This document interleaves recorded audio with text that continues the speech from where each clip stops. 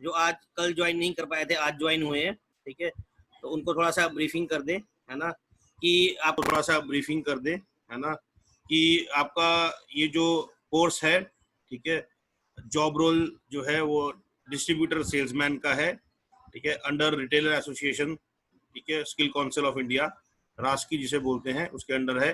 आपका assessment already align हो चुका है, ठीक है। 1 से 2 दिन के अंदर सिर्फ मुझे उनको एक बार बोलना है कि हाँ ये इस डेट पे होगा। आप घर पे अपने घर पे बैठकर अपने मोबाइल से ही ऑनलाइन एग्जाम देंगे, ठीक है। एग्जाम के टाइम पर आपका फोन का माइक ऑन रहेगा, फ्रंट का वेबकैम ऑन, फ्रंट का कैमरा जो ऑन रहेगा, ठीक है। लाइव फुटेज आपका एग्जामिनर के पास जाएगा और आपका ऑडियो भी लाइव वहां पे जाएगा, ठीक है। क्वेश्चंस जैसे मैंने मॉक टेस्ट आपको दिया था उस तरह से क्वेश्चंस आपके पास आएंगे 4 ऑप्शंस के साथ, ठीक है। तो उससे आपको सही चूज करके उसमें से आपको आंसर देना है, ठीक है। अभी ये भी हो सकता है कि ऑनलाइन वीडियो कॉल से आपका कुछ वाइवा भी हो, क्योंकि वैसे जो आपका जो सेल्समैन का कोर्स है इसके अंदर वाइवा का कंसेप्ट है। जब एग्जामिनर आता है अपने सेंटर पे आके एग्जाम लेता है उस टाइम पे वाइवा होता है, ठीक है। वो सेल कैसे करना है क्या नहीं करना वो चीजें पूछते हैं। तो इट मे पॉसिबल कि वीडियो कॉल पे आपका वाइवा भी हो, पर उसके बहुत कम चांसेस है। तो हम यही मान के चल रहे हैं कि आपका ऑनलाइन मॉक टेस्ट होगा। वाइवा में अगर वो पूछेगा you all are already working, तो आपके ये सारे कंसेप्ट पहले से क्लियर ही है, मैं मान के चल रहा हूँ, ठीक है। तो हम लोगों ने कल कुछ मॉक टेस्ट किए थे, मॉक टेस्ट का लिंक आप सबको हमने भेजा हुआ है, ठीक है। आपने वो मॉक टेस्ट में ज्यादा से ज्यादा प्रैक्टिस करनी है, दिन में कम से कम 3-4 मॉक टेस्ट तो आप करिए, ठीक है। तो ही आपको अंडरस्टैंडिंग आएगी प्रॉपर किस तरह से काम होगा और क्या क्या इसके आंसर्स आएंगे, ठीक है। हम फर्दर अब क्वेश्चन बैंक है एक रिटेल एसोसिएशन का, ठीक है, जो उन्होंने ओके ये क्वेश्चन बैंक है।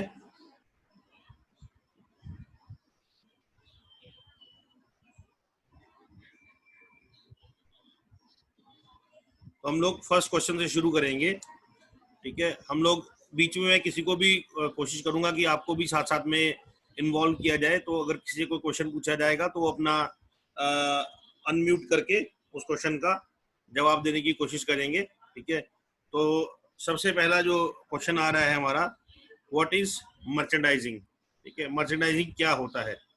तो उसमें इस तरह से ऑप्शन आएंगी 4 आपके पास।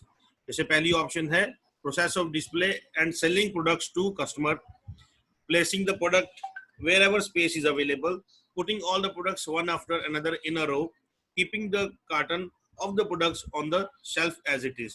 तो पहले तो अपने को क्वेश्चन को समझना है, मर्चेंडाइजिंग क्या है, ठीक है। प्रोसेस एक तो प्रोडक्ट को प्रॉपर डिस्प्ले करना, ठीक है, कस्टमर्स को बेचने के लिए, ठीक है, एक तो ये है। ऑप्शन 2 बता रहा है placing the product wherever space, जहां मर्जी जगह मिला वहां हमने रख दिया। Putting all the product one after another, ऐसे ही लाइन में कुछ एक के बाद एक प्रोडक्ट रख दिया तो वो हो गया। या keeping the carton the product on the shelf, उठा के डब्बा ही उठा के रख दिया शेल्फ पे, भैया जो पसंद आ रहा है ले लो। तो राइट आंसर क्या आएगा? ऑप्शन 1 आएगा, क्योंकि process of displaying and selling product to customer, हमारा मेन मोटिव मर्चेंडाइजिंग क्या होता है, अपने को प्रोडक्ट सेल करना है, ठीक है। उसके बाद इस तरह से आपको क्वेश्चन को समझना है और समझ के उसका आंसर देना है। ये इट्स नॉट नेसेसरी कि यही सेम टू सेम आ जाए, इससे मिलता जुलता आएगा, सेम भी आ सकता है, बट अपने को मेन कंसेप्ट समझना है। आप ऑलरेडी काम कर रहे हैं, आप प्रैक्टिकल नॉलेज आप सबके पास है, तो आपको ये कॉन्फिडेंस रखना है कि हाँ हमारे पास प्रैक्टिकल नॉलेज है, हमें इस प्रैक्टिकल नॉलेज को थ्योरी में कन्वर्ट करके इसका जवाब देना है। तो आप उसको रियल सिचुएशन के साथ मिलाकर काम करेंगे, ठीक है। अब नेक्स्ट क्वेश्चन है, when a distributor invoices the product to a retailer, the transaction is called as.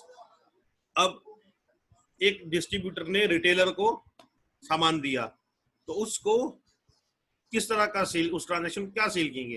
Primary cells कहेंगे, सेकेंडरी सेल्स कहेंगे, टेरिटरी सेल्स कहेंगे, प्रॉफिट सेल्स कहेंगे? तो इसको हम टेरिटरी सेल्स कहेंगे। क्यों?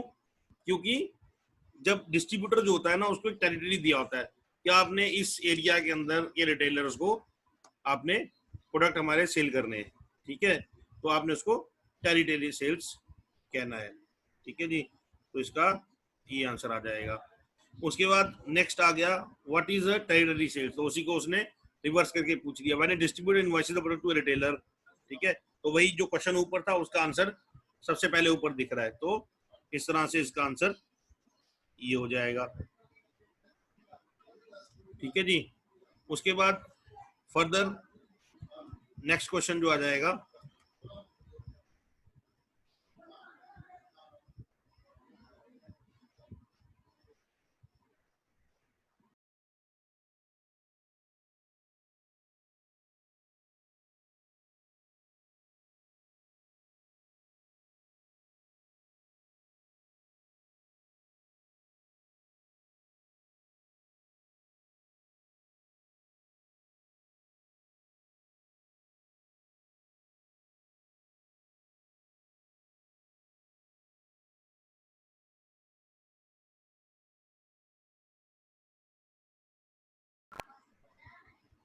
merchandising is the combination at the point of sale of all the things which increases dash and helps dash।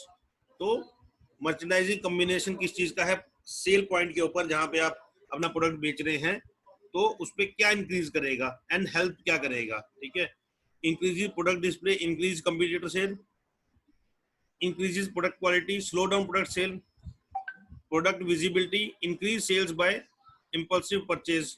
ठीक है, और product visibility to increase customer service. तो इसका क्या आंसर आता है, एनी गेसेस, कोई गैस करेगा इसको? जीवन आप बताइए, ये जो क्वेश्चन है इसका क्या आंसर आएगा? अनम्यूट कीजिए आप। Sir product display increase computer sales, first वाला। नहीं नहीं नहीं, आप नहीं नहीं, ये नहीं आएगा। और कोई गैस?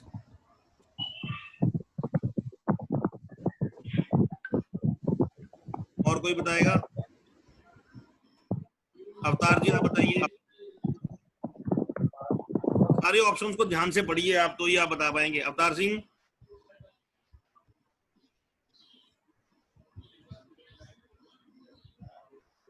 सुन पा रहे हैं? चलिए बलविंदर जी आप बताइए, बलविंदर सिंह जी अनम्यूट कीजिए।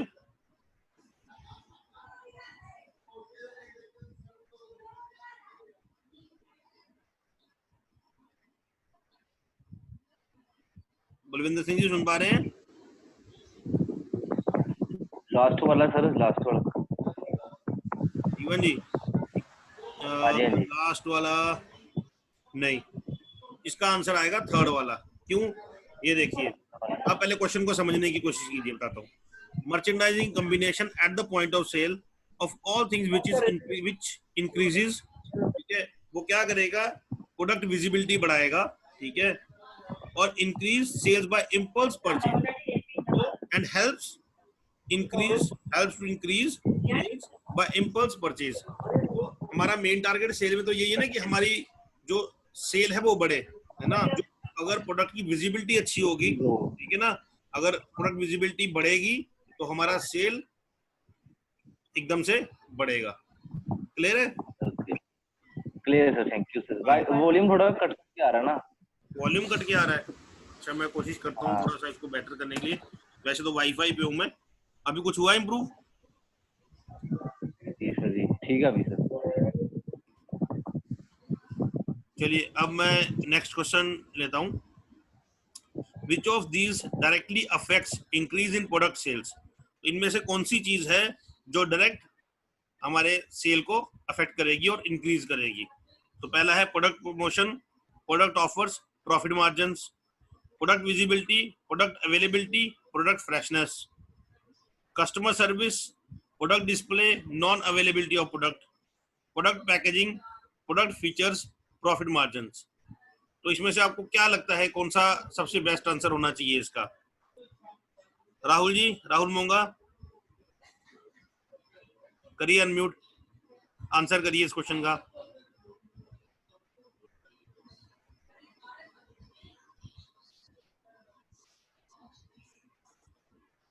राहुल जी सुन पा रहे हैं?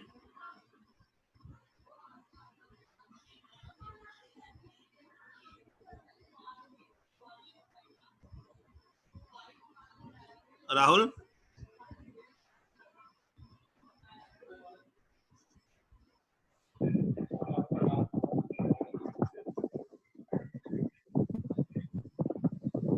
ओके, सचिन कुमार, सचिन कुमार जी अनम्यूट कीजिए। हाँ जी sir, customer service sir. Customer service हाँ जी। पर क्वेश्चन रिपीट करेंगे? आप क्वेश्चन पढ़ पा रहे हो? स्क्रीन पे क्वेश्चन आ रहा है आपके? क्वेश्चन मैं पढ़ देता हूँ।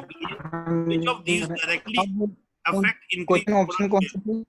ठीक है, कौन सी चीज प्रोडक्ट सेल को बढ़ाएगी? हम्म, जो कस्टमर सर्विस बोला ना वो पूरा है, एक ऑप्शन के अंदर वो चारों चीजें हैं, चारों चीजें हैं।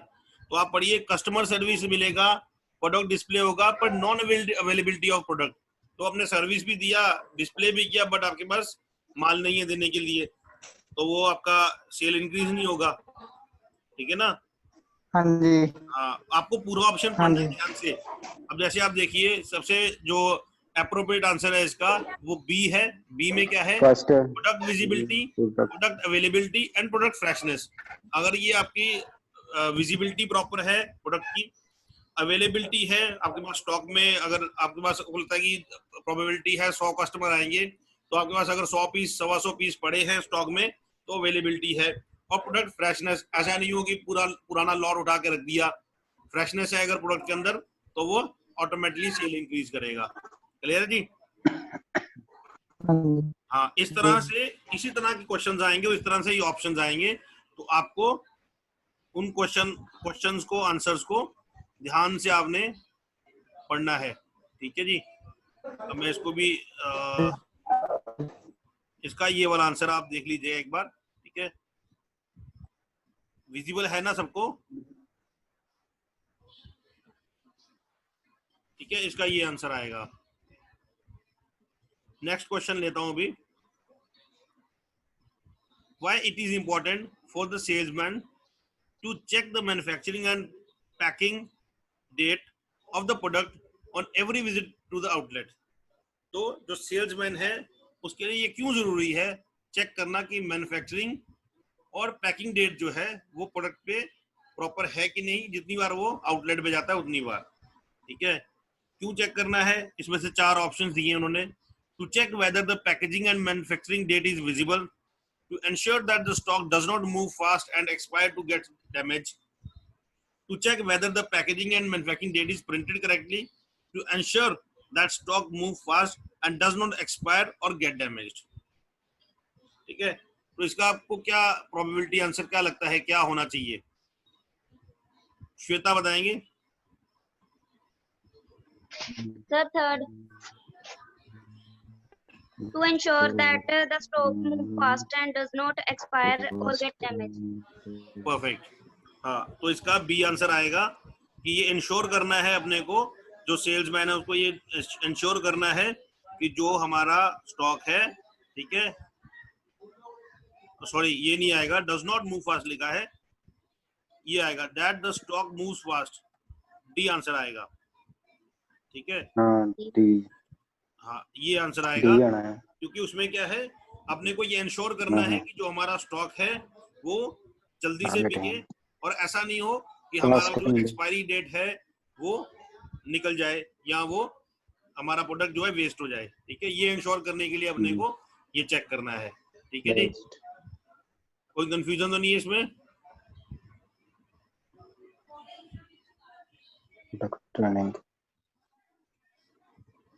चलिए उससे अगले क्वेश्चन पे आते हैं अभी। अब ये क्वेश्चन जो अभी आ रहा है ना, ये समझना बहुत इंपॉर्टेंट है, क्योंकि इस तरह के क्वेश्चंस कंफ्यूज करते हैं। ठीक है, ये इसलिए बहुत इंपॉर्टेंट है ये क्वेश्चन को देखना। ये जो आ रहा है मॉडरेट क्वेश्चन, मॉडरेट, एक तो पहले इजी क्वेश्चन ले लिए हम लोगों ने, ठीक है, और उसके बाद मॉडरेट मतलब थोड़ा मीडियम टाइप का क्वेश्चन आ रहा है। ठीक है, तो how can a salesman improve his product knowledge? ठीक है, अगर एक सेल्समैन है तो उसको प्रोडक्ट का नॉलेज होगा तभी वो बेच पाएगा। ठीक है, तो अपना प्रोडक्ट नॉलेज कैसे इंक्रीज कर सकता है वो? अब इन्होंने ऊपर 4 चीजें दी हैं। ए में दिया है taking product training, putting learning into practice, asking the distributor every time, learning from the seniors. तो इसमें से नीचे उसके देखिए एक और बॉक्स दिया है ABC, ABD, ACD, BCD। अब इसमें क्या होता है, ऊपर 4 ऑप्शन दिए हैं ये वाले, ठीक है जी। इन 4 ऑप्शन में से कोई 3 सही है, ठीक है, और वो 3 का कॉम्बिनेशन क्या है वो अपने को इसमें से मार्क करना होता है, ये उसको ही सही आंसर देना होता है। मतलब ये ऊपर का जो दिख रहा है ना आपको,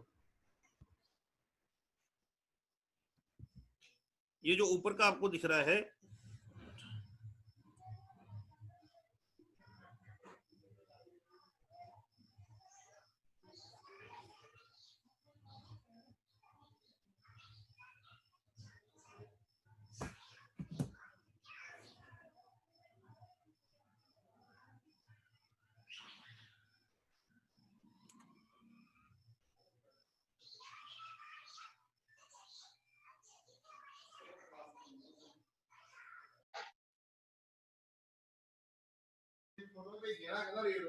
हाँ जी, मैं थोड़ा डिस्कनेक्ट हो गया था, इंटरनेट डिस्कनेक्ट हो गया था मेरा लाइट जाने की वजह से, तो मैं भी एकदम शेयर स्क्रीन फिर से कर रहा हूँ अपनी, ठीक है, एक मिनट।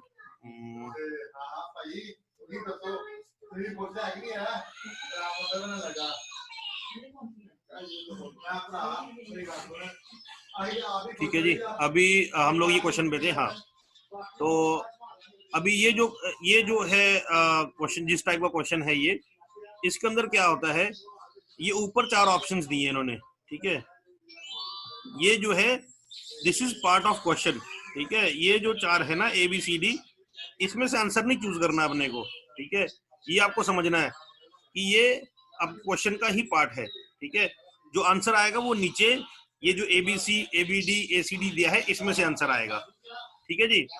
तो पहला इन्होंने क्या दिया, टेकिंग प्रोडक्ट ट्रेनिंग, ठीक है, दूसरा है putting learning into practice, asking the distributor every time, learning from seniors. तो इसमें से आपका जो C ऑप्शन है वो नहीं आना चाहिए, क्योंकि अगर जो सेल्स पर्सन है हर बार तो वो डिस्ट्रीब्यूटर को पूछने नहीं जाएगा, ठीक है ना, तो उसका क्या हुआ, जिस ऑप्शन में C नहीं है, A, B और D है, वो आपका करेक्ट आंसर आएगा। तो आपने जो आंसर सिलेक्ट करना है वो ABD वाला आ रहा है, मतलब तो आप ये जो ऊपर देख रहे हो that is part of question, ठीक है ना, इसमें से कौन सा ऑप्शन सही है वो आपने ऑप्शन इसमें डालना है, ठीक है।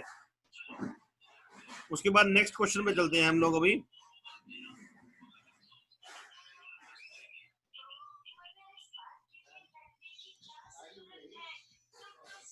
अब ये भी इसी तरह का सिमिलर क्वेश्चन है, ये थोड़ा दूसरे पेज में चला गया तो उसको हम लोग इस तरह से देखेंगे। तो what are the important merchandising point, ठीक है, इंपॉर्टेंट मर्चेंडाइजिंग पॉइंट्स कौन कौन से हैं, तो taking look at the outlet, greeting the owner, ठीक है, जो मालिक आ रहा है उसको सलाम मारो और बैठ जाओ, कोई दिक्कत नहीं है ना, making sure that the display is filled with products, clearing damage stock from display, ठीक है, discarding the old product display and shifting the display with the new product. तो क्या होगा, जो सलूट मारने वाला काम है वो तो नहीं है सही, है ना, अपने को मेक श्योर करना है कि डिस्प्ले जो है वो प्रोडक्ट से फिल्ड है पूरी तरह, ठीक है, हमारा जो डैमेज स्टॉक है वो क्लियर हो जाए, ऐसा नहीं हो कि कोई कस्टमर वहां से चीज खरीदे और उसको डैमेज चीज मिले। तो जो इसमें से करेक्ट आंसर आएगा वो आएगा जिसमें A ऑप्शन नहीं है, ठीक है, तो that is B, C and D, ठीक है जी, तो उसका आंसर ये आ जाएगा। इसी तरह से अब नेक्स्ट क्वेश्चन पे चलते हैं हम लोग।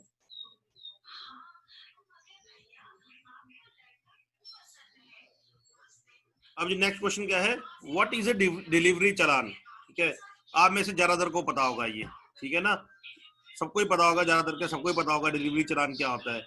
विच document which is used for loading stocks in the delivery vehicle, a receipt, document as proof for receiving goods in good condition, a document submitted by the salesman of order given by retailer, a receipt which is used while selling the product to customer। तो delivery चालान क्या होता है, तो ये मैं चाहूंगा कि कोई ना कोई यहाँ से आंसर करे। तो अभी रेनू बाला जी ऑनलाइन है, ये रेनू बाला, हाँ जी रेनू वाला, आप इसका आंसर करिए, क्या होता है डिलीवरी चालान? 4 ऑप्शंस आपके पास, कौन सा आंसर आएगा बताइए।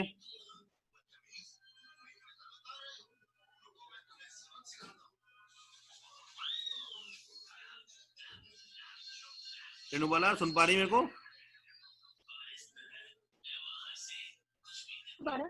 हाँ जी हाँ जी बोलिए, सुन पा रहा हूँ मैं। तो ये जो क्वेश्चन है डिलीवरी चालान वाला, इसका क्या आंसर होना चाहिए आपकी तरफ से? उधर उधर जाकर उधर दादी पास।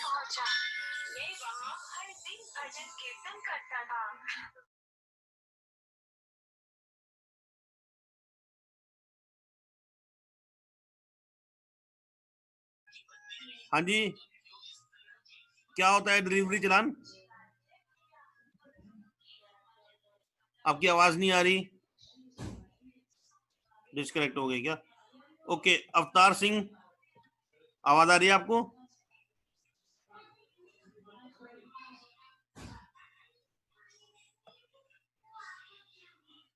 अरे सो गए क्या सब? सचिन कुमार सुन पा रहे हैं? अनम्यूट कीजिए।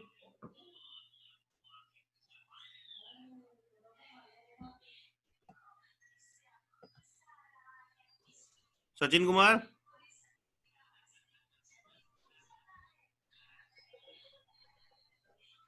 हाँ सर। हाँ जी सचिन जी। अच्छा, ये जो क्वेश्चन आपसे मैंने पूछा था अभी, इसका आंसर करिए। डिलीवरी चालान वाले क्वेश्चन का आंसर कीजिए। What is a delivery challan? Receipt of document as proof for receiving the goods in good condition. Good. चलिए मैं ये आंसर दे देता हूँ।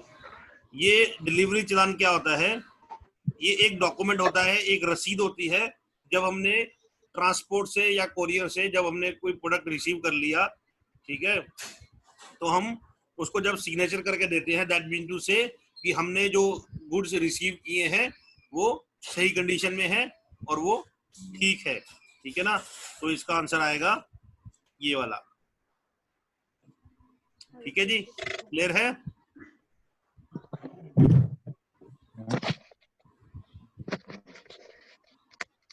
चलिए नेक्स्ट क्वेश्चन पे चलते हैं। What is meant by freight to pay? ठीक है, फ्रेट टू पे का क्या मतलब है? It means that receiver haves to pay for the transportation. ठीक है, it means the transportation cost will be exempted for the company. It means the transportation cost is paid by the distributor. It means the transportation cost will be paid by the salesman.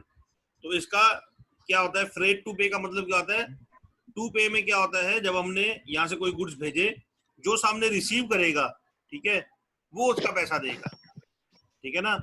तो इसका ये answer आएगा, it means that receiver has to pay for the transportation. ठीक है जी।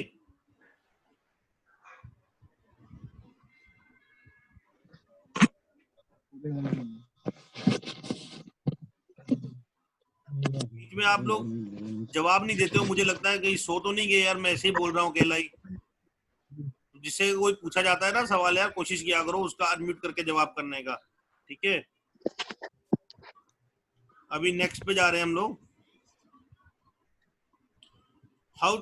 How is sales productivity measured for a sales representative? Sales productivity जो है वो sales representative कैसे मेजर कर सकते हैं? ठीक है, the amount of purchase order a sales representative brings for a single outlet. ठीक है, the amount of time a salesperson takes to make sales call, the amount of money a salesperson makes with his efforts, the amount of money goes in a damaged and expired stock for an outlet. तो अगर किसी का sales अगर major करना है तो वो कैसे मेजर करेंगे कि उसने कितने पीओ लाए, कितने परचेज ऑर्डर लेके आया वो सेल्स के लिए। ठीक है, तो हमें मालूम चलेगा कि उसने कितना काम किया। ठीक है, तो जैसे आप अगर आप एक काम करते हैं तो कितनी कस्टमर को सेल्स आपने प्रोवाइड की, उसके हिसाब से ही आपकी सेल्स की परफॉर्मेंस देखी जाएगी। ठीक है ना? तो इसका आंसर ये वाला आएगा। उसके बाद नेक्स्ट क्वेश्चन पे चल रहे हैं हम लोग।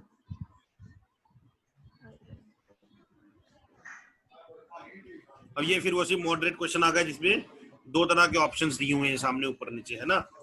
तो why it's important to know the purchase history of the retailer, ठीक है।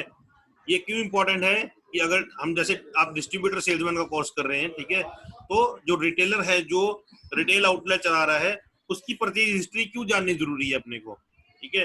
तो उसमें पहले क्वेश्चन का ही पार्ट जो 4 है, कौन कौन सी है, to know about the slow moving products of the retailer, तो ये जानने के लिए कि वो कौन कौन से प्रोडक्ट वो कब बिक रहे हैं। To maintain the minimum stock base for the continuous sales, कि उसके पास मिनिमम कितना स्टॉक रहे ताकि उसकी सेल्स जो है वो हैम्पर ना हो। To know about the fast moving products of the competitor, competitor के फास्ट मूविंग प्रोडक्ट मालूम चल सके। Planning the quantity for taking purchase order, तो अब इसमें क्या है, अगर हमारा रिटेल आउटलेट है तो उसका कंपटीटर के फास्ट मूविंग प्रोडक्ट से तो कोई लेना देना है नहीं, ठीक है। तो हमारा क्या ऑप्शन होना चाहिए, ए, बी और डी होना चाहिए। ए में क्या है, to know about the slow moving products of the retailer, ठीक है। हमें इससे मालूम चलेगा कि एक रिटेलर जो है उसका कौन कौन से प्रोडक्ट जो है वो कम बिक रहे हैं, तो उसका प्रोडक्शन भी अपने को कम करना पड़ेगा, है ना। अगर ज्यादा आउटलेट्स पे उसकी कम है तो हमें सामने से उसका प्रोडक्शन और परचेसिंग भी स्लो करना पड़ेगा, नहीं तो हमारे पास स्टॉक ज्यादा हो जाएगा, ठीक है। तो to maintain the minimum stock base for continuous sales, अगर कोई प्रोडक्ट ज्यादा बिक रहा है तो उसका हम मेंटेन कर सके, देखें भाई उसका ज्यादा परचेज करना है, कम करना है, ताकि मिनिमम स्टॉक बेस जो कस्टमर अपना रिटेलर के पास रहे, है ना। और planning for the quantity for taking purchase order, तो प्लान कर सकेंगी। तो सही जो आंसर आएगा वो क्या आएगा, ए, बी एंड डी वाला, ठीक है। तो इस तरह से आपने इस तरह के क्वेश्चन में कंफ्यूज नहीं होना। जो क्वेश्चन के अंदर ऊपर 4 ऑप्शन आ रहे हैं उसमें से अगर कई बार यही पूछ सकता है कि गलत कौन सा है, कौन कौन से नहीं से कंसर्न करते, कौन से सही है, तो वो आपने क्वेश्चन ध्यान से पढ़ना है कि उसने बोला आपको सही इससे रेलेवेंट बताने हैं कि रेलेवेंट नहीं है वो बताने हैं, ठीक है? तो आपने वो देखने के बाद करना है। अब नेक्स्ट क्वेश्चन पे आते हैं। एक बार आप बता देंगे समझ में आ रहा है, कोई इशू तो नहीं आ रहा, किसी को कुछ ना समझ में आया, कोई डाउट हो पूछ सकते हैं। सर हाँ जी, हेलो। हाँ जी वीरेंद्र जी सर बोलिए। जो अभी आपने क्वेश्चन जो अभी आपने रिपीट किया है उसका एक बार फिर से रिपीट कर देंगे। कौन से वाला, जो भी रिटेल पॉइंट वाला बोला मैंने आपको, हाँ जी हाँ जी हाँ जी, केज हिस्ट्री रिटेल वाला, मैं रिपीट करता हूँ जरूर। फिर से रिपीट कर दीजिए। हाँ मैं कर देता हूँ। ओके, ये जो क्वेश्चन है, why it's important to know the purchase history of the retailer, एक रिटेलर जो है उसकी परचेज की हिस्ट्री जाननी क्यों जरूरी है हमारे लिए, कि हमें ये जानना क्यों जरूरी है कि उसने पीछे क्या क्या खरीदा और वो कितनी बार क्या चीजें ऑर्डर कर रहा है, वो क्यों जानना जरूरी है। उसके लिए यहाँ पे 4 ऑप्शंस दिए हुए हैं, ठीक है।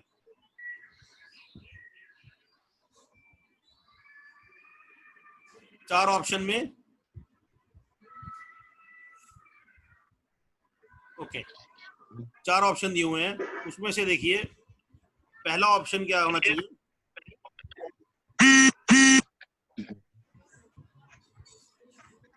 To know about the slow moving product of the retailer. तो सबसे पहले हमें ये जानना है कि उसके स्लो मूविंग प्रोडक्ट कौन कौन से हैं। उससे क्या फायदा होगा हमें कि कोई भी चीज हमारी ओवर स्टॉक नहीं होगी, हम लोग किसी भी चीज का एक्स्ट्रा प्रोडक्ट मंगा के नहीं रखेंगे, ठीक है। To maintain the minimum stock base for the continuous sales, तो हमें मालूम चलेगा कि कौन कौन सी चीज कितनी लग रही है प्रोटीन, तो हम उसका कंटिन्यूअस सेल्स के लिए स्टॉक मेंटेन कर सकें, ठीक है। To know about fast moving product the competitor, तो उसने बोला फास्ट मूविंग प्रोडक्ट को कंपटीटर हमें मालूम चल जाए, इसलिए तो कंपटीटर क्या बेच रहा है वो हम अपने रिटेल आउटलेट से पता नहीं कर सकते, तो ये जो सी ऑप्शन है वो रिलेवेंट नहीं है, वो हमारे ऑप्शन के साथ नहीं जाती। Planning for the quantity for taking purchase order, हाँ ये हमारे रेलेवेंट है कि हम ये प्लान कर सकते हैं कि हमें कौन कौन से कितने परचेज ऑर्डर इसके लिए ये हम उसके लिए प्लान कर सकते हैं। तो ए, बी और डी जो है वो हमारा इसमें आंसर आएगा। अभी क्लियर है जी वरिंदर? हाँ जी सर, ओके ओके ओके है ना, ठीक है। और किसी को कुछ डाउट को पूछना चाहते हो?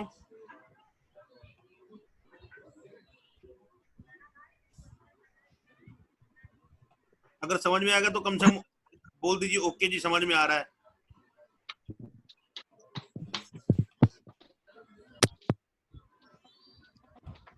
आ रहा है?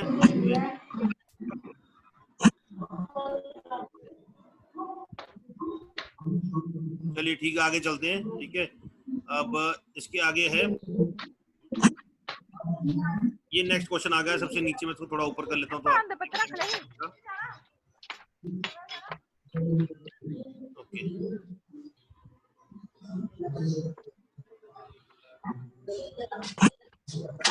नेक्स्ट क्वेश्चन जो है वो क्या है, what are the important aspects of building rapport with a retailer. ठीक है, तो एक रिटेलर के साथ रैपोर्ट मतलब प्रॉपर उसका सिंक्रोनाइजेशन कैसे कर सकते हैं। ठीक है, to argue on every point of discussion with retailer, finding common ground, interest and similarities, breaking customer reservations and negative, identify the retailer's work behavior and work culture, adopting to it। तो अगर किसी customer के साथ हमारा proper तालमेल नहीं बन पा रहा, वो तालमेल बनाने के लिए हमें क्या करना पड़ेगा, तो हम हर पॉइंट पे तो उससे झगड़ने से रहे, तो हर पॉइंट पे आर्ग्यू नहीं कर सकते उसके साथ। ठीक है, हाँ, उसका फाइंडिंग कॉमन ग्राउंड देख सकते हैं कि हमारा कॉमन इंटरेस्ट कहाँ पे आता है। ठीक है, उसको भी काम करना है, हमें भी अपना प्रोडक्ट सेल करना है। ठीक है, तो हम उसमें कॉमन ग्राउंड, इंटरेस्ट और सिमिलरिटीज निकालेंगे। हाँ भाई, आपको मान लीजिए अगर डेनिम पैंट उसका लगता है, हम बोलेंगे नहीं डेनिम बड़ा स्ट्रांग है, ठीक है, आपको बड़े अच्छा प्राइस मिलेगा, तो एक कॉमन ग्राउंड मिल गया। ठीक है, अगर उसका फॉर्मल शर्ट लगता है तो आप फॉर्मल शर्ट के हिसाब से हाँ भाई ऑफर कर सकते हो कि हमारे पास फॉर्मल शर्ट की रेंज बहुत अच्छी है। तो कोई ना कोई कॉमन ग्राउंड आपको कस्टमर के साथ निकालना पड़ेगा, तभी आप उसको आगे कन्विंस कर पाओगे। ठीक है, breaking customer reservations and negativity, जो उनके माइंड में कुछ रिजर्वेशंस हैं कि नहीं ये चीज ऐसी होनी चाहिए, कुछ नेगेटिविटी है तो उसको क्लियर करना। Identify the retailer's work behaviour and work culture and adapting to it. तो आप रिटेलर को स्टडी करिए, उसका क्या वर्क बिहेवियर है, उसका वर्क कल्चर क्या है, किस तरह के प्रोडक्ट उसको लगते हैं, तो आप उसको अडॉप्ट करिए तो वो आपसे सामान खरीदेगा। तो बी, सी और डी जो है वो इसके लिए अप्रोप्रिएट आंसर है। ए वाला जो है वो इससे कंसर्न नहीं करता। ठीक है जी, नेक्स्ट पे चलते हैं अभी हम लोग।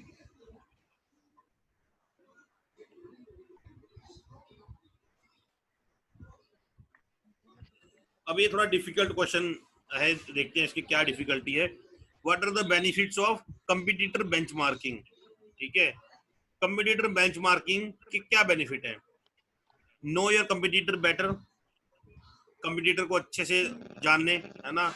Useful of planning and setting goals, अपने प्लानिंग करने के लिए, गोल सेट करने के लिए यूजफुल होता है। Comparing the product line and variety, उनके प्रोडक्ट लाइन और वैरायटी को मैच कर सकते हैं। ठीक है, knowing your company products better, तो अपने प्रोडक्ट्स को बेटर समझने के लिए भी हो सकता है। ठीक है, तो देखिए नो योर कंपटीटर बेटर, अब दूसरे अपने कंपटीटर को तो समझने का हमारे को कोई इच्छा है नहीं कि वो उसका क्या मेंटेलिटी है क्या नहीं, वो अपने को जानने की जरूरत नहीं है। हाँ, हम अगर कंपटीटर का बेंचमार्किंग कर सकते हैं कि हाँ भाई वो इतना तक कर सकता है, ये उसका लेवल है। ठीक है, उससे क्या होगा, हम अपने गोल सेट कर सकते हैं कि हाँ भाई अगर वो ये चीज बना रहा है बनाए, ठीक है, उससे सस्ते में बेचे या उससे बेटर क्वालिटी दें। ठीक है, प्राइस कंपेयर करके उससे बेटर क्वालिटी में दें। हम उसकी अपनी comparing the product line and variety, हम अपनी प्रोडक्ट लाइन और वैरायटी उससे कंपेयर कर सकते हैं। Knowing your company product better, तो हम अपने कंपनी के प्रोडक्ट को बेटर तरीके से समझ सकते हैं कि हाँ भाई ये हमारे प्रोडक्ट के अंदर खामियां हैं या ये चीजें हैं, तो उसको हम लोग करेक्ट करेंगे। तो उस तरह से बी, सी और डी जो है वो इसका राइट आंसर आएगा। ठीक है, ठीक है जी, ये इसका आंसर आ जाएगा। अब नेक्स्ट क्वेश्चन पे चलते हैं हम लोग।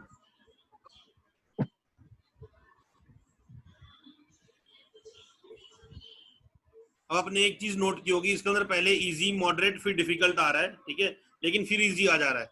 इसके अंदर क्या है, यहाँ पे आपको साइड पे दिखा देता हूँ, थोड़ा समझ में आ जाएगा आपको। ये देखिए यहाँ पे लिखा है RAS N0603, ये एक्चुअली क्या होता है, नेशनल ऑक्यूपेशन स्टैंडर्ड होता है, ठीक है, नॉज बोलते हैं इसको, ठीक है।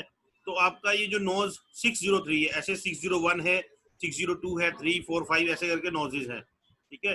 तो नॉजेज में अलग अलग सब्जेक्ट कवर करता है, ठीक है। तो वो आपकी क्लासेस प्रॉपर लगती तो आपको समझ में आता, और खैर अभी जो भी है तो हम सीधा क्वेश्चंस पे पूछ कर रहे हैं। तो अब इसके अंदर हमारे जो नेक्स्ट क्वेश्चन आ रहा है, which is the first step for preparing for a sales call. तो अगर अपने को कोई सेल्स कॉल करनी है तो उसके लिए सबसे फर्स्ट स्टेप क्या होना चाहिए? Informing the features benefit to the retailer, हम लोग उसको अपने फीचर्स बताएं, फीचर्स हैं क्या, बेनिफिट्स हैं। Doing a research about the retailer and the past history before the visit, जब रिटेलर के पास जा रहे हैं, ठीक है, तो एक तो रिसर्च करके जाएं कि उसकी क्या पास्ट हिस्ट्री है, किस तरह के प्रोडक्ट वो करता है, क्या है, ठीक है। Handling the objections and clearing doubts of the retailer, ठीक है, उनके जो ऑब्जेक्शंस और डाउट है वो करें। प्रिपेयरिंग द बिल, ठीक है। फर्स्ट स्टेप क्या होना चाहिए इसके अंदर, ठीक है, जब हम किसी को कॉल कर रहे हैं तो पहले अपने को उसके बारे में रिसर्च करना चाहिए, ठीक है ना, क्योंकि बाकी सब चीजें तो आफ्टर सेल्स की बातें हैं जो उन्होंने उसमें बोली है, ठीक है ना। ऑब्जेक्शंस क्लियर करने हो तो प्रोडक्ट बेचेगा तो ऑब्जेक्शन आएगा तो क्लियर है ना। फीचर्स बेनिफिट तब बताएंगे जब हमें उसके बारे में पता होगा क्या उसको चाहिए क्या, और बिल प्रिपेयर करेंगे जब ऑर्डर आएगा। तो doing the research about the retailer and the past history before the visit, ठीक है जी। तो हम उसको पहले अच्छे से जान लें और फिर उसके बाद हम उससे बात करें, ठीक है। What should be the right way for a salesman to develop a need for a product in retailer's mind, ठीक है।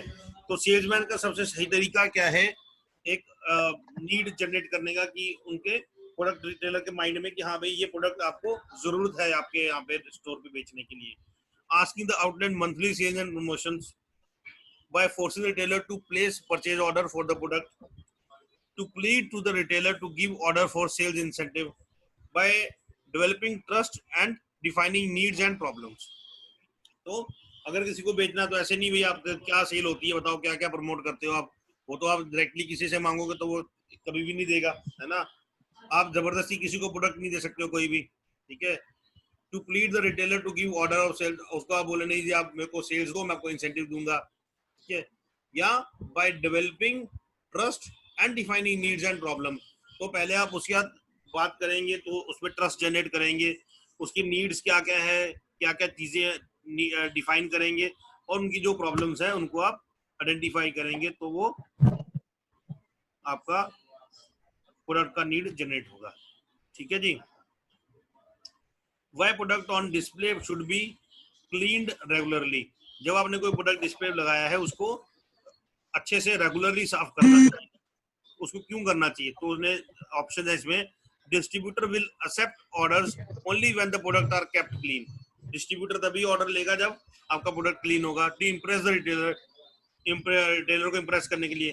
Customer like to buy clean and fresh looking product, जो कस्टमर है वो साफ सुथरा और जो फ्रेश लुकिंग प्रोडक्ट है वो लेने के लिए करता है। Salesman want to showcase his presence in the outlet, कि सेल्समैन दिखाना चाहते हैं मैं जी बहुत काम करता हूँ इसके लिए मैं साफ कर रहा हूँ। तो एक्चुअल नीड क्या है उसका, कि अगर कस्टमर साफ होगा तो कस्टमर जो है हमेशा साफ सुथरी और फ्रेश चीज को ही खरीदेगा, इसलिए हमें वो रेगुलरली क्लीन करना चाहिए, ठीक है जी।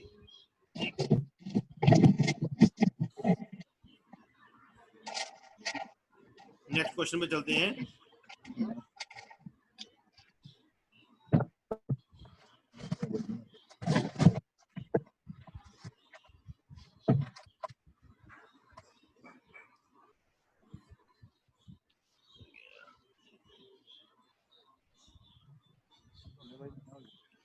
Which is the most important aspect of handling objections, तो कोई ऑब्जेक्शन है उनको हैंडल करने के लिए सबसे इम्पोर्टेंट क्या तरीका है। Talking continuously, arguing completely, avoid occasionally, या लिसनिंग अटेंटिवली, ठीक है। मतलब कंटिन्यूसली बोलते रहे नहीं जी नहीं मेरी कोई गलती नहीं है, हमारा तो कोई बिल्कुल प्रोडक्ट सही है, या उसे आर्ग्यू करें जी हमारा प्रोडक्ट बहुत बढ़िया, आपको पता नहीं कैसे खराब चलेगा, आपने खराब कर दिया। अवॉइडिंग ओकेजनली, या उनकी बात कोई बात नहीं सर हो जाएगा, कोई बात नहीं करके कर देना, या ध्यान से उनके बात को सुनकर उनको ऑब्जेक्शन को क्लियर करना। तो सही तरीका क्या है? लिसन अटेंटिवली, ठीक है। तो हम उनके जो उनकी बात है उनको ढंग से सुनेंगे तो हम लोग प्रॉपर आंसर कर पाएंगे, ठीक है जी।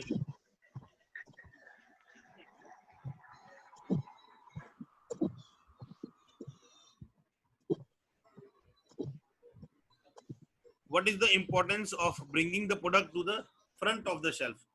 कोई भी प्रोडक्ट को शेल्फ के फ्रंट पे लाने की क्या इंपॉर्टेंस होती है? To increase product visibility for the customer attention, to avoid product getting dirty and damaged, to push the display of competitor product behind, to make the presence of product visible to retailer, ठीक है। तो क्या है उसका main? हमें product की visibility customer को दिखानी है ताकि कस्टमर का अटेंशन उस प्रोडक्ट पे जाए, ठीक है। इसके लिए हम उसको शेल्फ के फ्रंट में लाते हैं, ठीक है जी। Why it is important for salesman to know the decision maker in an outlet? जो सेल्समैन है उसे क्यों पता होना चाहिए कि भाई डिसीजन मेकर कौन है हमारे आउटलेट का, किसको जाके बात करनी, मैनेजर से बात करनी है कि मालिक आएगा तो बात करनी है, किससे बात करें, कौन डिसीजन मेकर है वो पता होना चाहिए, ठीक है। क्यों पता होना चाहिए? Preparing to avoid contacting the decision maker, ताकि वो तैयार रहे जी मेरे को डिसीजन मेकर से ना कॉन्टेक्ट नहीं करना, उसे अवॉइड करना है। Preparing the sales pitch focusing on the decision maker, ठीक है। To prepare for an argument with the decision maker, to prepare the sales pitch for another person in outlet. क्यों जी? हम लोग जो सेल्स की पिच है वो फोकस करने के लिए डिसीजन मेकर से अपने को बात करनी पड़ेगी। हाँ भाई अपने को इस तरह की सेल्स पिच चाहिए, ये चीजें हमें फोकस करनी है, इस तरह से हमें काम करना है। तो इसके लिए हमें मालूम होना चाहिए who is the decision maker, क्योंकि हम बोलेंगे भाई यहाँ पे हमें एक शेल्फ बनाना है, यहाँ पे इस जगह पे दरवाजे के सामने शेल्फ होगा, यहाँ प्रोडक्ट लगेगा तो उसका कस्टमर का ध्यान ज्यादा जाएगा, ठीक है। तो वो अगर सारे ही अगर एम्प्लॉइज हैं, कोई भी डिसीजन मेकर नहीं है वहाँ पे, अगर मैनेजर भी नहीं है तो कौन डिसीजन देगा? तो आपको पता होना चाहिए कि कौन डिसीजन मेकर है ताकि हम उसको अपने जो रिक्वायरमेंट है उसको फुलफिल कर सकें सेल्स के लिए, ठीक है। What does competitor analysis mean for a sales person? जो कंपटीटर है उसका एनालिसिस क्या जरूरत होता है, क्या जरूरी है सेल्स पर्सन के लिए, ठीक है। Assessment of the strength and weakness of the current and potential competitor, ताकि हम असेसमेंट कर सकें कि हमारे जो कंपटीटर हैं उनका क्या स्ट्रेंथ और वीकनेस है, ठीक है। Knowing about the competitor sales team, जानने के लिए कंप्यूटर की सेल्स टीम में कौन कौन है, क्या है। Creating a data of companies market share periodic sales and performance, एक डाटा तैयार करने के लिए कि हमें मालूम चले कि भाई हमारा मार्केट शेयर क्या है। अगर हम एक प्रोडक्ट बेच रहे हैं तो वो मार्केट में हम लोग कितना सेल कर पा रहे हैं, हमारे प्रोडक्ट की क्या परफॉर्मेंस है। Setting periodic sales target, performance goals and marketing strategies, इसलिए करना है क्या कि हमें एक सेटिंग पीरियोडिक सेल्स, हम लोग एक पीरियड क्वार्टरली या मंथली कोई सेल्स टारगेट रखें, उसको अचीव करने के लिए परफॉर्मेंस गोल्स बनाए और मार्केट स्ट्रेटजीज को हम देखें। तो कंपटीटर एनालिसिस इसलिए होता है ताकि हम लोग अपने पीरियोडिक सेल्स और टारगेट परफॉर्मेंसेस को मार्केट स्ट्रेटजी बना सकें कि हमें ये प्रोडक्ट किस तरह से मार्केट में सेल करना है, ठीक है।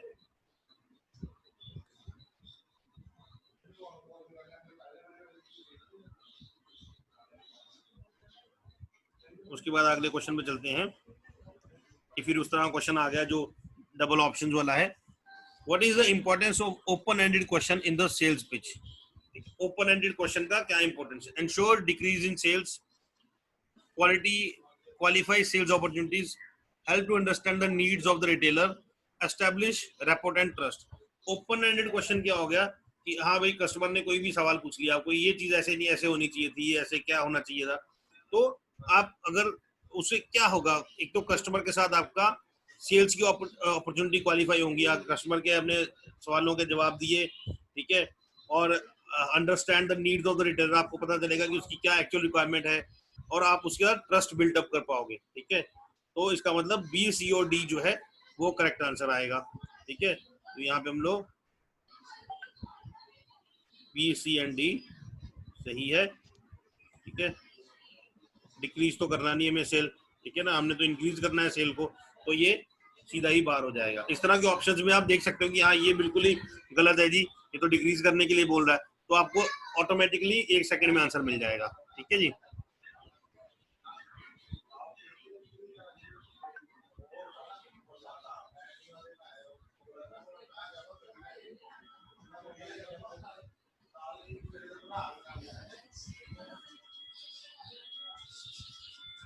ओके, अब नेक्स्ट क्वेश्चन क्या है,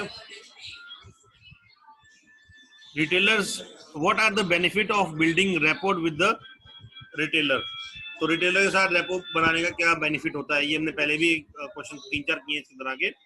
मोर likely to want to do business with you, ठीक है, कि हाँ भाई हमारे साथ बिजनेस करेगा, इसके लिए retailer is likely to share market information with you, retailer जो है मार्केट का इन्फॉर्मेशन आपका शेयर करेगा। ठीक है, इम्प्रूव्ड सेल्स, तो आपकी वो सेल इंप्रूव करेगा, या ऑल ऑफ दीज। ठीक है, तो इसमें आपका बी, सी और डी आएगा, ए बी सी डी पूरा ही आएगा, सारे के सारे ही ऑप्शन आपके इसमें सही है। ठीक है, तो इसका आंसर आ जाएगा ए बी सी डी। ठीक है,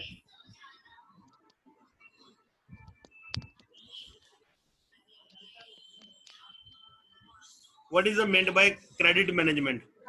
हम लोग और 10 मिनट 15 मिनट खींचेंगे, ठीक है, क्योंकि फिर आप लोगों को डिनर विनर भी करना होगा ना, तो उसी तरह से हम लोग जल्दी ही क्लियर करेंगे 15 मिनट में करके, और फिर कल कोशिश करेंगे ज़्यादा टाइम लगाएंगे। ठीक है जी।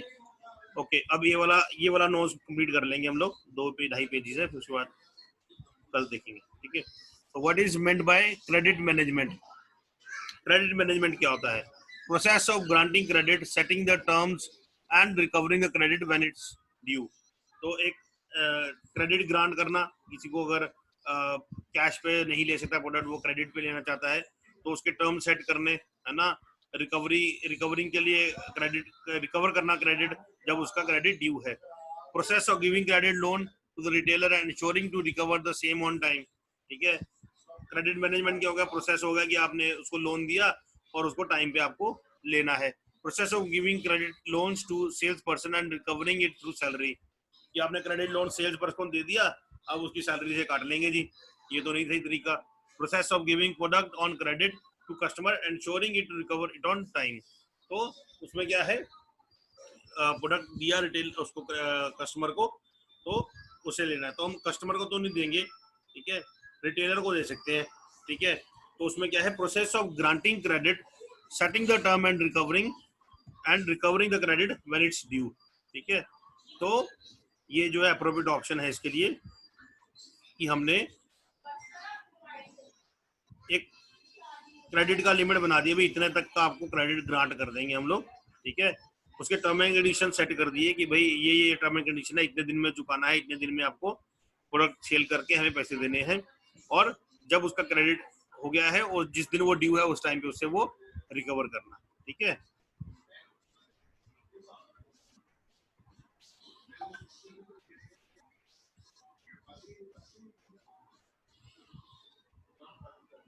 उसके बाद क्या है, what is a credit management policy. Credit management policy क्या होना चाहिए, a rule book to define the processes of granting credit to the sales person and recovering the credit from the monthly salary. Rule book जिसमें कि आप sales person को credit दे दीजिए और उसकी सैलरी में से काट दीजिए। A document defining operating rules, the standard conditions for sale and the process apply the rules. ठीक है, एक डॉक्यूमेंट जिसमें आपको पूरा रूल्स दिए हुए हैं कि किस तरह से आपने वो सेल करना है और उसको रूल्स को कैसे अप्लाई करना है, उस चीज के डॉक्यूमेंट को क्रेडिट मैनेजमेंट पॉलिसी भी कहते हैं। A document stating how a distributor can grant credit to a retailer and rules to recover credit from retailer. ठीक है, a document which specifies the rule to give credit to different companies in the market against mortgage। तो mortgage वगैरह तो इसमें कुछ नहीं कर रहे हम लोग, तो जो अप्रोप्रिएट आंसर क्या होगा, कि एक डॉक्यूमेंट जो स्टेट करता है कि डिस्ट्रीब्यूटर को हमने कितना क्रेडिट देना है, रिटेलर को सॉरी कितना क्रेडिट देना है, और उसे क्या क्या रूल्स रहेंगे और उसको कैसे रिकवर करना है। ठीक है जी, तो ये आएगा अप्रोप्रिएट आंसर आपका।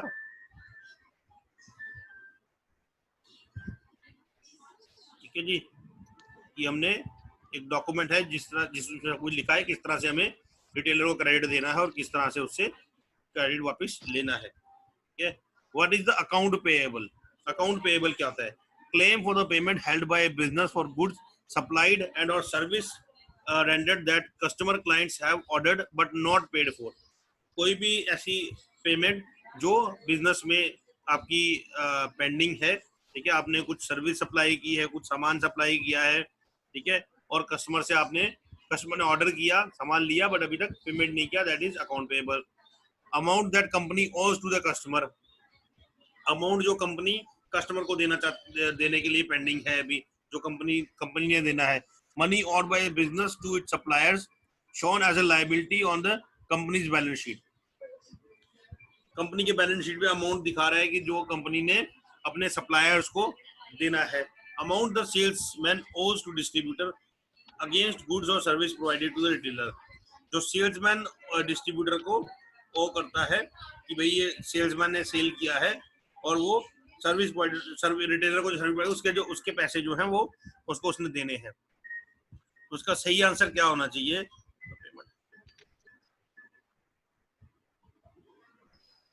तो इसका सही आंसर ये आएगा, claim for the payment held bye a business for good supplied services that customer client have ordered but not paid for. ठीक है, उन्होंने सर्विस लिया है, सब कुछ किया है, उसका पैसा नहीं दिया, वो उनसे लेना। ठीक है,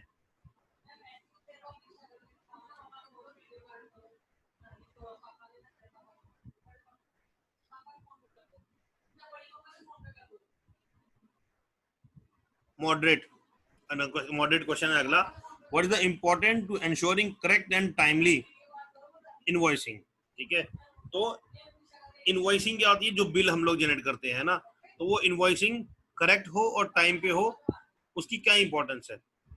to ensure timely resolution of queries, follow-ups for payment can be done on fast track, avoidance of delay in payment clearance, ensuring there are enough pending payments left।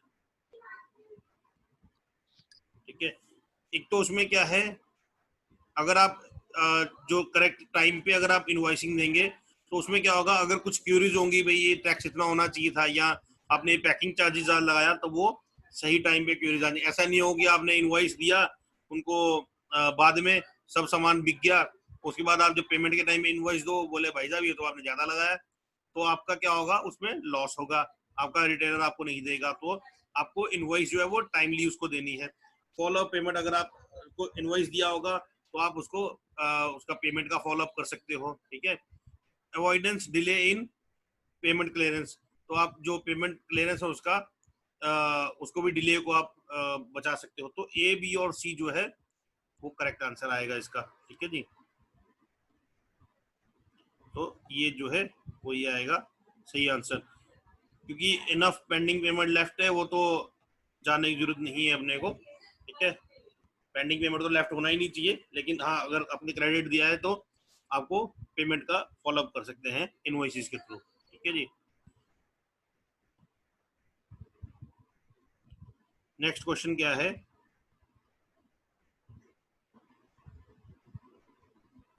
What are the benefits of itemized billing? Itemized billing क्या होती है कि हमने invoice के अंदर mention किया कि इस आइटम इतने पीसेस, ये रेट इतना, आइटम वाइज सारी बिलिंग की। ठीक है, तो doing item billing looks professional, एक तो वो प्रोफेशनल दिखती है। इंप्रूव्स एक्यूरेसी ऑफ इनवॉइस, उसमें इनवॉइस की एक्यूरेसी आ जाती है। Easier to understand the invoice, invoice को समझना आसान होता है। Easier to identify mistakes if any, तो सबसे अप्रोप्रिएट क्या है, वो लुक्स प्रोफेशनल, तो लुक तो चलो कोई बात नहीं, इंपॉर्टेंट नहीं है इतना कि हाँ वो प्रोफेशनल दिखना चाहिए। हाँ, एक्यूरेसी इनवॉइसेस की इंपॉर्टेंट है। Easier to understand invoice, invoice को आसानी से समझ में आ जाए, वो इंपॉर्टेंट है। Easier to identify mistake if any, अगर कोई गलती है तो वो इजीली आइडेंटिफाई हो सके, वो भी इंपॉर्टेंट है। तो बी, सी और डी जो है सही आंसर है, वो ठीक है। ठीक है जी,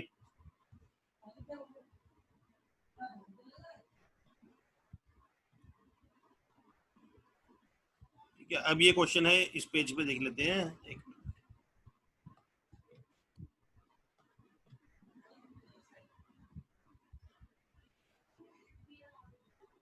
why it's important for the salesman to know the past issues of the retailer before planning to visit the outlet?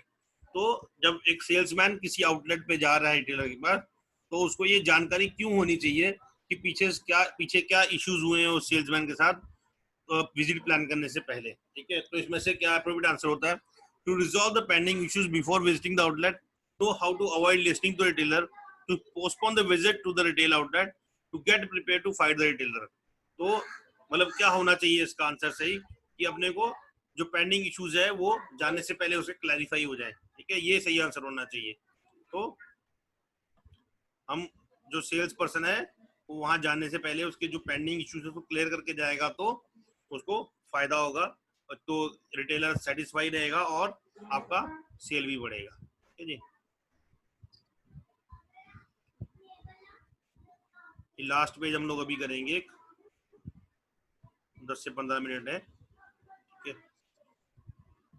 What do client expect from a sales person, जो क्लाइंट है वो क्या एक्सपेक्ट करते हैं सेल्स पर्सन से। To be friendly and provide maximum discount, एक तो ये एक्सपेक्ट करेंगे क्या कि हाँ भाई ये फ्रेंडली होगा और मैं अच्छा डिस्काउंट देगा sales person. To be helpful to selling product in the retail shop and attend customer, to कि हेल्पफुल हो सेलिंग प्रोडक्ट में और कस्टमर को अटेंड करे।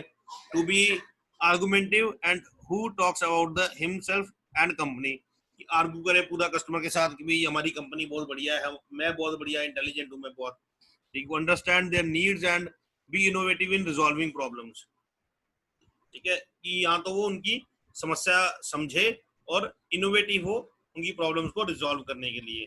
तो क्लाइंट्स क्या एक्सपेक्ट करते हैं, ठीक है, वो एक्सपेक्ट करते हैं कि यहाँ हम चीज खरीदने जाएं तो हमारे पास हमें जो सेल्स पर्सन है वो हमारी जरूरत को समझे, ठीक है, और इनोवेटिव हो ताकि वो हमारी समस्या का समाधान कर सके, ठीक है, ये उनका एक्सपेक्टेशन होता है। होता तो ज्यादा यही है कि हाँ भाई जान पहचान का बंदा को तो डिस्काउंट ज्यादा दिलवा देगा, सही बात है ना। ठीक है, आगे नेक्स्ट क्वेश्चन है, the higher the first call resolution rate the more dash your client tends to be, ठीक है। तो अगर आपका फर्स्ट कॉल रेट ही रेजोल्यूशन, मतलब अगर हमने फर्स्ट कॉल पे ही क्लाइंट का प्रॉब्लम सॉल्व कर दिया, ठीक है, तो आपका जो क्लाइंट है वो क्या हो जाएगा, डिस्टर्टिंग हो जाएगा, सेटिस्फाई हो जाएगा, अनसेटिस्फाई या नेगेटिव होगा, तो वो ऑफकोर्स सेटिस्फाई होगा, ठीक है। अगर हम लोग पहले कॉल पे ही उसका समस्या का समाधान कर देते हैं, ठीक है, तो हमारा जो क्लाइंट है वो सेटिस्फाई होगा हमारी सर्विस से, ठीक है। नेक्स्ट क्वेश्चन क्या है, arrange the following in proper step of objection handling. हाँ, ये बड़ा इंपॉर्टेंट है इसको अरेंज करने का, ठीक है। तो ये अच्छा हुआ क्वेश्चन अभी आ गया इसमें, तो ये भी कॉमन ऐसे क्वेश्चन आते हैं उसके अंदर। कोई भी अगर आपका ऑब्जेक्शन आया है, ठीक है, तो उसको आप कैसे रिजॉल्व करेंगे, ठीक है। पहला एक उन्होंने जो ऑप्शन दिए हैं इसको अपने को सेट करना है रिदम में, कि पहले क्या होना चाहिए, उसके बाद क्या होना चाहिए, उसके बाद क्या होना चाहिए। तो ask questions to know the reason behind the issue, हम उससे सवाल पूछें कि भाई क्या इशू है, आप बताओ क्या रीजंस हैं। Listen the client carefully and attentively, हम क्लाइंट को ध्यान से सुने और केयरफुली सुने।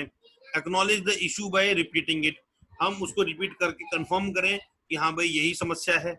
ऑफर ए न्यूट्रल रिकमेंडेशन और सोल्यूशन, ठीक है, हम न्यूट्रल होके जो प्रॉपर सही समाधान है वो उनको दे। तो सबसे पहले क्या होना चाहिए, नंबर 1 पे होना चाहिए अपना ये वाला, ठीक है, कि हमें पहले तो ध्यान से अपने क्लाइंट की बात सुननी है कि उसको प्रॉब्लम क्या है, ठीक है। बी, सबसे पहले बी। अब देखा जाए हमने अगर एक चीज भी ढूंढ ली ना कि हाँ सबसे पहले क्या होना चाहिए, तो हमारा आंसर हमें मिल गया, क्योंकि एक ही ऑप्शन है जिसके अंदर बी सबसे पहले है, लेकिन फिर भी हम सारे प्रोसेस के थ्रू जाएंगे। ठीक है, तो acknowledge the issue bye repeating it, फिर हमने जब सुन लिया तो हम रिपीट करके उनको बोलेंगे कि आपने जो मुझे ये बताया है कि ये समस्या आ रही है आपको, क्या ये यही है, ठीक है, तो वो बोलेगा हाँ यही है, तो हमने एक्नॉलेज कर लिया रिपीट करके। उसके बाद क्या है, ask question to know the reason behind the issue, फिर मुझसे कुछ सवाल पूछेंगे ताकि हमें मालूम चल सके कि इसके पीछे रीजन क्या है, ठीक है, क्यों उसको ये समस्या आई। और फिर हम लोग नंबर 4 पे उनको हम न्यूट्रल रेकमेंड करेंगे सोल्यूशन कि भी ये सोल्यूशन आपका हो सकता है। तो राइट आंसर क्या होगा? BCAD। ठीक है, तो ये बहुत इंपॉर्टेंट है आपको ये जानना कि आप ऑप्शन जब आंसर निकाल रहे हो तो अगर आपने पहला स्टेप भी, कई बार ज्यादातर होता है कि आपने फर्स्ट अगर पकड़ लिया ना सही, आपने फर्स्ट देख लिया बी, हाँ बी है मेरा, इसमें अगर 2 में आ रहा है तो उसमें क्या होगा, आपको 2 50-50 लाइफ लाइन लग गई आपकी। 2 ऑप्शन तो अगर 2 में आ रहा है, चारों के चारों में तो बी होगा नहीं, अगर 2 में आ रहा है तो 2 ऑप्शन आपकी रह गई। अब आपने फिर सेकंड वाला देखना है। तो ऐसे क्या होता है, अगर आप ऑप्शन 1 और 2 रेकमेंड देखते रहेंगे ना, हाँ पहले ये हुआ फिर ये हुआ, तो 1-2 ऑप्शंस के अंदर ही आपको मालूम चल जाता है मेरा आंसर कौन सा सही होने वाला है। ठीक है जी। नेक्स्ट क्या है?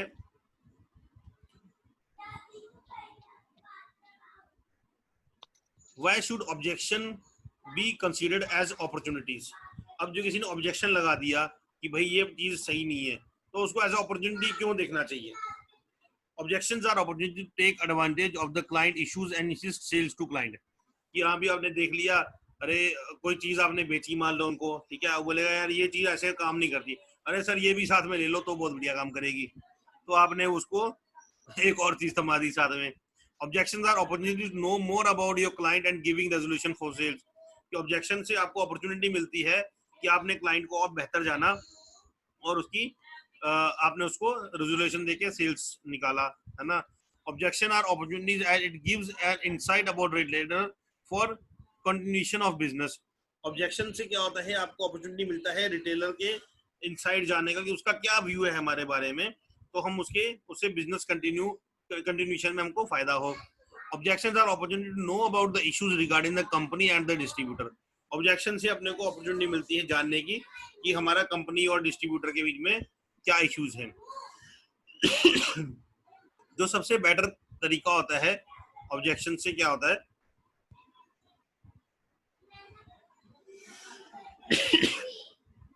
ये वाला, यहाँ जब आपने एक ऑब्जेक्शन आपको आया है, ठीक है, आपने जाके रिटेलर से जाना कि क्या समस्या है, क्या हो रहा है आपका, उससे आपने जानने से आपको उसका बिजनेस में कंटिन्यूएशन मिलेगा। ठीक है। What are the fast moving consumer goods? FMCG, है ना। फास्ट मूविंग कंज्यूमर गुड्स क्या होते हैं? Goods that consumer purchase what which are in fast moving trend. जो गुड्स जो एकदम फास्ट मूविंग ट्रेंड में है और वो गुड्स वो उनको फास्ट FMCG बोलते हैं। Product that have a good shelf life and are purchase for the future use और कंजम्पशन। ऐसे प्रोडक्ट जिनकी शेल्फ लाइफ ज्यादा है और वो फ्यूचर में यूज करने के लिए हो।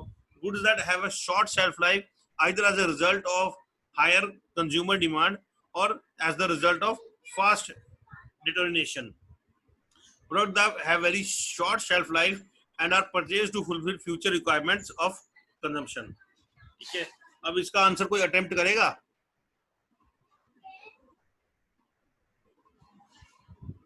ये आपके लाइन से है, FMCG लाइन से है कोई यहाँ पे?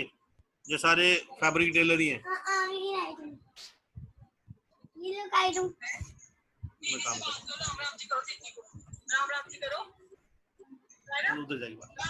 उधर जाके करो।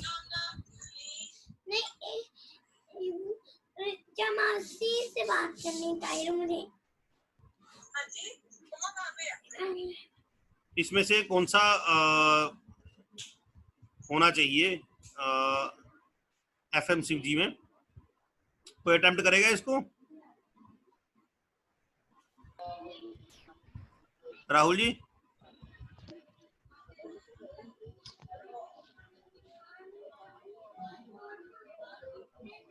राहुल सुन पा रहे हैं?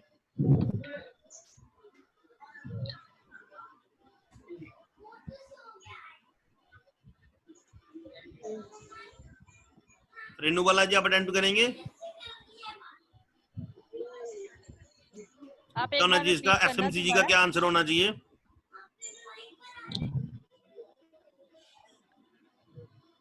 Product that have good shelf line and are products for future use। शायद सेकंड। इसका जो सही आंसर आएगा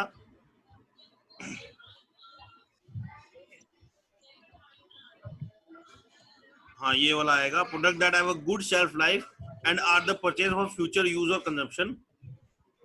मैं भी इसमें थोड़ा डाउटफुल हूँ एक्चुअली, ये वाला क्वेश्चन मैंने भी देखा नहीं पहले, but goods that have shorter shelf life either as a result of higher consumer. I hope नहीं कि नहीं शायद यही नहीं, ये नहीं आएगा। इसमें क्या है, ये गलत है।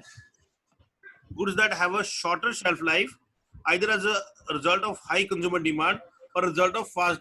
एफएमसीजी में क्या होता है, वो प्रोडक्ट्स आते हैं जो बहुत ज्यादा हाई डिमांड में होते हैं, जैसे कि आपका टूथपेस्ट हो गया, सोप हो गया, क्रीम्स हो गई, है ना, आपके मतलब जो फास्ट मूविंग प्रोडक्ट्स हैं वो इसके अंदर आते हैं। ठीक है, तो ये आंसर सही आएगा कि जिनकी शेल्फ लाइफ में बी नॉट दैट इम्पोर्टेंट, ठीक है, शॉर्टर शेल्फ लाइफ हो या either as a result of high consumer demand.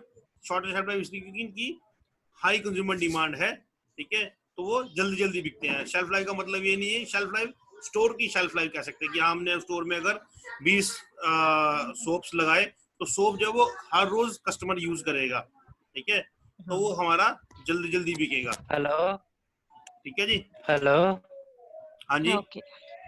हाँ जी, हाँ जी, साहिल जी हाँ बोलिए। जी सर, मेरे हिसाब से ना ये फर्स्ट वाला आंसर सही है जी। मैंने बोला फर्स्ट वाला आंसर सही है, जो goods that consumer purchase which are in fast moving. Sahil third ठीक है, थर्ड वाला ही। नहीं, मूविंग ट्रेंड है ना, एक्चुअली क्या होता है, जो एफएमसीजी प्रोडक्ट अगर आप निकाल के देखोगे ना तो उसमें सोप और टूथपेस्ट सब चीजें आती हैं, तो उसका ट्रेंड से कुछ लेना देना नहीं है, है ना। तो वो फास्ट मूविंग तो हो सकता है लेकिन ट्रेंड के साथ कुछ लेना देना है नहीं एफएमसीजी का, ठीक है। तो जो सबसे बेस्ट है, आप जो चीज कस्टमर यूज कर रहा है और उसकी डिमांड हाई है, जैसे टूथपेस्ट है, सोप है, ये आपको हर रोज करना ही करना है, हर एक को यूज करना पड़ेगा वो, ठीक है। तो इसके लिए जो वो चीजें हैं उनकी डिमांड जो है वो ज्यादा होती है, इसलिए उनको फास्ट मूविंग कंज्यूमर गुड्स कहते हैं, ठीक है। तो आप सी वाला जो है उसी को लगाएंगे, वो एप्रोप्रिएट है। अगर आप चाहें तो इसके बाद एक बार फिर से आप देखिएगा, उसको सर्च करके देख लीजिए गूगल पे, ठीक है। जी, हम कंफर्म कर लेंगे ना। ओके ओके, जो भी डाउट क्लियर करेंगे, उसको कोई दिक्कत नहीं है। उसके बाद नेक्स्ट आ जाएगा, which of the following is an example of processed food. Processed food का एग्जांपल क्या है? Wheat and beans, coffee and tea, fruit and vegetables, breakfast and cereals. तो प्रोसेस्ड फूड कौन सा है इसमें से? Any guesses?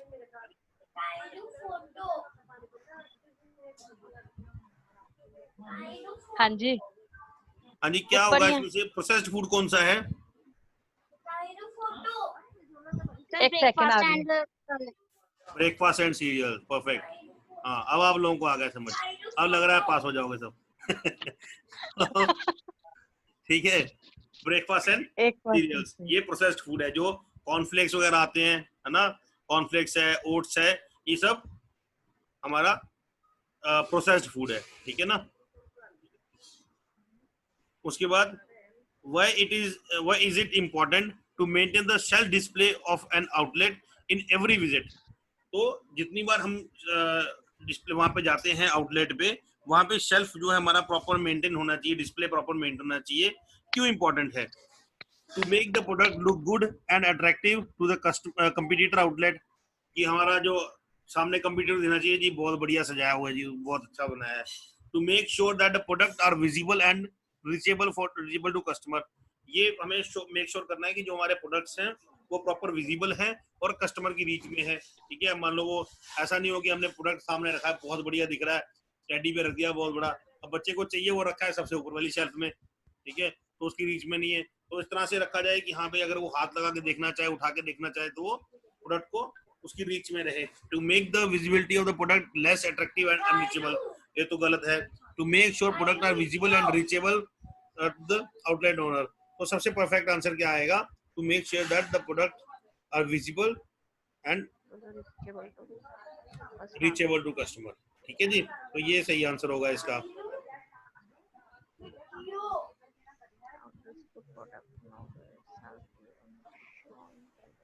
How does good product knowledge help you in showing value of your product to the retailer? तो एक product knowledge अच्छी होने से, मान लीजिए अगर आप जैसे रिलायंस ट्रेंड में बहुत लोग काम कर रहे हैं, पेंटालून में काम कर रहे हैं, है ना। तो आप अगर वी-मार्ट में कर रहे हो तो आपको प्रोडक्ट नॉलेज होना, अगर आप मान लीजिए टी शर्ट बेच रहे हैं वहां पे, है ना, तो टी शर्ट के आपको फीचर्स पता होने चाहिए। ये हाँ, ये कपड़ा सर देखिए कितना सॉफ्ट है, इसका टेक्सचर मैट वाला है ना, कॉलर है, तो बटन्स लगे हुए हैं, पॉकेट है फ्रंट पे। तो अगर आपको उसकी प्रोडक्ट की प्रॉपर नॉलेज है, ठीक है, तो ये स्लिम फिट में है, तो आपको सारे फीचर्स अगर उसके पता होंगे तो आप क्या क्या आपको उसमें फायदा होगा उससे, है ना। Helps in comparing the highlight and highlighting your product benefit against the competitor. Increase your product knowledge to show your expertise to the retailer. Give confidence to the sales representative in moving around the market. Provides confidence to sales representative to pitch for promotion to his seniors. तो सबसे appropriate क्या है, अगर आपको knowledge होगा आप अपने product को कंपेयर कर सकते हैं, हाईलाइट कर सकते हैं अपने कंपटीटर के अगेंस्ट, है ना। तो मान लीजिए अगर आपका प्रोडक्ट नॉलेज अच्छा है तो आप अपने प्रोडक्ट को कंपेयर करके बोलेंगे जी नहीं, उसके अंदर जो फैब्रिक है वो 100 जीएसएम का है, हमारा 120 जीएसएम का है ना। तो कस्टमर को लगेगा नहीं यार, चलो चाहे उसको जीएसएम नहीं पता होगा पर हाँ 20 ज्यादा है, ठीक है, तो वो बोलेगा ठीक है दे दो, ठीक है। तो आपको अगर प्रोडक्ट नॉलेज है तो आप उसको इस तरह से कर सकते हैं। What is the quantity purchase scheme. Quantity purchase scheme क्या होती है? Discount offer to sales representative for selling particular quantity to retailer. Discount offer दे देना कि आप ये अगर लेते हैं तो इस पर्टिकुलर क्वांटिटी खरीदते हैं तो उसमें डिस्काउंट दे देंगे। Discount offer to retailers on purchase of particular quantity of products, कि आपने इतनी क्वांटिटी लिया तो उसमें आपको डिस्काउंट दे देंगे इस प्रोडक्ट के ऊपर। Discount offer retailer to customer for buying particular quantity. Discount offer to retailers on selling of particular quantity of product, ठीक है। क्वांटिटी परचेज स्कीम क्या होती है? ये रिटेलर को दी जाती है डिस्ट्रीब्यूटर द्वारा कि आप इसको इतनी क्वांटिटी खरीद लीजिए। आप 100 टी शर्ट खरीदते हैं, आप एक काम करो 400 खरीद लो, है ना, तो आपको मैं 50 रुपए सस्ता लगा दूंगा, ठीक है। वो उसके लिए सेल्स को बढ़ाने के लिए किया जाता है ना। Discount to sales representative for sales representative को नहीं होगा, है ना। डिस्काउंट ऑफर टू रिटेलर, हाँ ये आएगा, to retailer on purchase of particular quantity of product, कि आप इतना प्रोडक्ट खरीद लो तो हम आपको इतना आपको डिस्काउंट दे देंगे उसके ऊपर, ठीक है जी।